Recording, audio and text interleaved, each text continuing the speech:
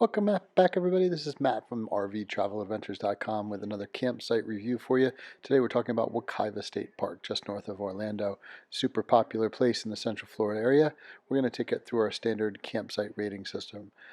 We start out looking at the overall ease of entry, how easy it was for us to get into the park. Then we're going to take a look at the site size, how big the sites were within the campground, site privacy, how private was our site, uh, activities within the park, swimming, water sports, restaurants, that kind of thing. The park amenities, bathhouse, sewer, dump station, store, all that kind of stuff. We're going to take a look at nearby attractions and what there is to do in the area outside of the park. Rank it on would we stay here for a week? Is there enough to keep us busy? And then our overall reaction. We're going to total it all up and give you a score 1 through 5 stars. So let's break it down category by category.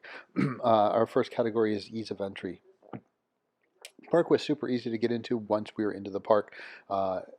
Nice wide paved roads, sites were hard packed sand, no problem at all backing into our site.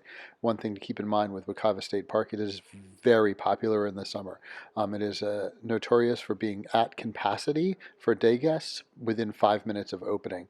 People often line the entry road 2 to 3 hours before the park opens just to be able to get in because of the springs and the swimming area. So if you're planning on going in on a weekend, make sure you get there either very early or wait until later in the afternoon after they've stopped letting day guests in. With your camping reservation, they'll always let you in. And once you're in there for the weekend, try not to go back out because you'll have the same problem getting in. They are spending a couple $1 million to redo the entry, so hopefully it'll get better in the coming years, but as of 2019, it was still very hard to get in the morning. So, but overall, the site itself was easy to get into. Site size was also very good. Plenty of privacy in the site as well.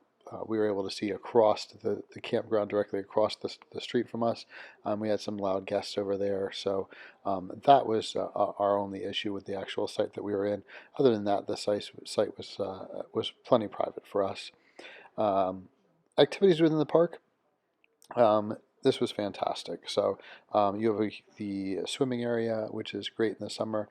There's a little restaurant, there's a shop, there's canoe and kayak rentals.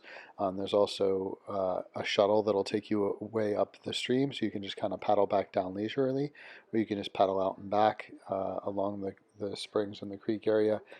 So plenty to do in the park, hiking trails, swimming, grilling, lots of activities. There's also a small nature center that's open, so plenty to keep you busy within the park.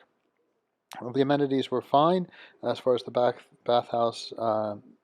No sewer within the sites, but the dump station was clean and easy to get into. There is a small store over by the springs themselves, a little restaurant, so good amenities here within the park. Nearby attractions, you're literally 20 minutes north of Orlando, so you can't get much better than that. There's plenty to do. You can get to Disney, Universal, SeaWorld, any of the downtown Orlando attractions very easily. Uh, would we stay here for a week? Yeah, absolutely. For us, it might not be a 5 star because it's fairly local for us, but for anybody traveling, it's a very popular area, plenty to do. It's a big park, and you're very close to Orlando, so as well as close to the Daytona side and the beaches. So, fantastic location. You can't ask for more out of a park.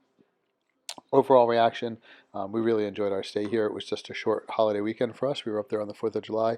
Other than the fact that the park was super crowded and the fact that our guests couldn't actually get in to see us because there was a 3.5 hour wait to get into the park, and then it hit capacity. So we actually had family members that waited a long time to come in and spend the day with us. They sat in traffic for a number of hours and ended up not getting in at all. So just keep that in mind on the summer months. It's extremely hard to get into. All right, so let's recap our scores. Ease of entry, we give it 3.5 stars based on the high traffic volume getting in. Site size, again, we give 3.5 stars. Nice and big, no real issues. Site privacy dropped down to a 3 just because of our neighbors across the street. Park activities, 5 stars. Plenty to do within the park, one of our favorites. The amenities within the park, 4 stars. Lots of great stuff within the park. Nearby attractions, 5 stars. You got Disney World right down the road. Staying for a week, we gave it 4 stars. Plenty to do, plenty to keep our attention. Overall gut reaction was about 3.5 stars. The traffic was only a big detractor. So overall, gave it a 4 star rating. Thanks for checking us out. Make sure you check out the rest of our YouTube videos and reviews. Be sure to follow us. Check us out on Facebook, Instagram, and right here on YouTube for more tips, tricks, and adventures. Be safe, guys. We'll see you out there on the road.